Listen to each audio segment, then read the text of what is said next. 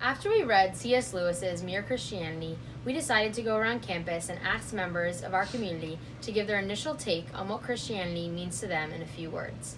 Like Lewis, we wanted to start from people's opinions and build up to Lewis's explanations of how Christians ought to behave and his take on the basis of Christian doctrine. Everyone we interviewed gave us similar answers that mimicked virtue and the wonders of God's salvific nature. Jesus Christ rocks.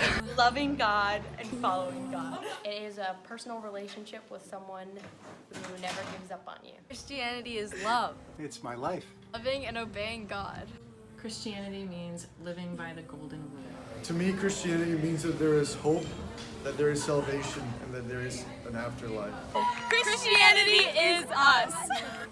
Joy. God loves everybody. It means being a good person. Altruism. Christianity means your relationship with God and what kind of life you want to live, whether that's according to the Christian life or something else. A way for me to talk to God when I'm at my lowest point. Oh, I didn't see you there. I was reading the Bible. Hey Ginny, Yes, what does Susie? Christianity mean to you? To me, Christianity means someone's always on your side. Christianity means being for the boys and the girls. The Eucharist and a connection with the Holy Spirit. Christianity means hope. It means salvation. It means that my little life has a very big meaning. Religion. It means being a part of something bigger than yourself. I think it's a care and concern for your fellow humans. Amor. Friendship. Christianity means love. It's extremely important. My Redeemer lives. Christianity is about friendships. Christianity means to me to be the image and likeness in God and to spread the word to my fellow companions and to always try to put smiles on people's faces. Christianity is a close relationship with God who, no matter how many mistakes you make, as long as you want forgiveness, He'll accept that. Christianity to me means a community which gives more than it takes. Christianity is a theology. Christianity to me means believing in something bigger than yourself.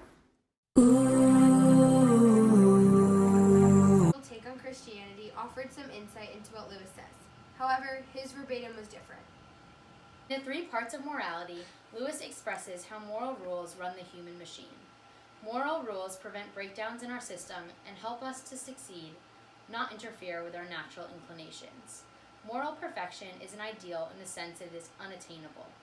We as humans do not have the capacity for perfection because only God can attain that. Even though it is an ideal, we still must strive to be the best that we can be. Morality is concerned with harmony between individuals, ourselves, and our purpose in life. People like to forget about everything but behavior towards others. However, all 3 components must be taken into account when discussing morality. Lewis then goes on in the subsequent chapter to discuss a broad overview of the cardinal virtues, which are prudence, temperance, fortitude, and justice. Prudence means practical common sense. This definition has been thwarted into retaining childlike intelligence. However, this is a misunderstanding. God wants a child's heart with a grown-up's mind. Christianity is an education in itself, which means we all have the capacity to understand it. Temperance means going to the right length and no further with all things. The meaning ought not to be simply reduced to abstaining from alcohol. Justice means that everything we now call fairness, which includes honesty, truthfulness, and keeping promises. Fortitude encourages us to act courageously in the face of danger and suffering.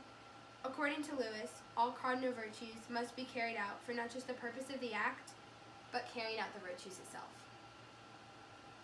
The great sin, the essential vice, the utmost evil, is pride. Pride is the gateway to every other vice. All sins stem from pride. The essence of pride is competitiveness, as you are continuously trying to outdo someone. Pride is enmity, not only between men, but also God and men. You cannot know God if your soul is tainted with pride, as it smuggles itself into the very center of our religious lives. Pride comes directly from hell, and it is much more subtle and deadly than any other vice. Hope is one of the theological virtues defined by Lewis as a continual looking forward to the eternal world. Being a theological virtue, it is only a Christian belief, along with charity and faith. It is not a means of wishful thinking or a form of escapism. It is something we are meant to do as Christians. The most hopeful people, the apostles, look to heaven while maintaining their earthly lives, which is something that we should strive to do. We as humans are trained to look to the material world and sometimes blame the inability to be happy on material things. We often say that happiness is unattainable. However, Christians hold the belief that if we are born with desires, they have the capability of being satisfied. Counting the cost, Lewis goes back to the idea of perfection. Some people view it as God dismissing us if we are not perfect, and that if we can't be perfect, our position in the world is purely hopeless. However, Lewis interprets God's call for us to strive for perfection as he will only give us help to be perfect. As humans, we may want something less superior, but he gives us nothing less. God continuously opens his arms to us in our call to Christianity. He will always guide us to make the right decisions in order for us to attain salvation, even if we negate to follow them. In return, this also means that he will be satisfied with nothing less than absolute perfection. This is not to discourage us, but instead to set the proper goals for our earthly lives. God is our creator and therefore is the only one who can bring us true happiness. Are new men. Lewis considers the question, if Christianity is true, why are not all Christians obviously nicer than all non-Christians? This lends to our understanding that if you are truly Christian, then your outward actions will be more virtuous than those who have not yet accepted God's plan. However, the world does not consist of 100% Christians and 100% non-Christians. Many people remain in between, believing parts of Christian doctrine or who are coming to know God. God cannot force people to become purely good. He looks to help those who commit deplorable actions and strives to make every person on earth nice. Niceness in its true essence is someone who strives to attain goodness in every way.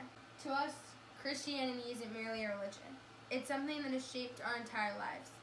We both have grown up surrounded in a Catholic environment and have experienced firsthand how Christian doctrine can mold our society. We feel that our thinking and actions are directly influenced by having faith in something bigger than ourselves.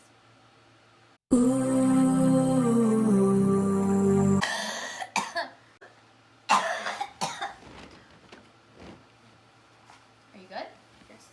Yes. Cam, what does Christianity mean to you?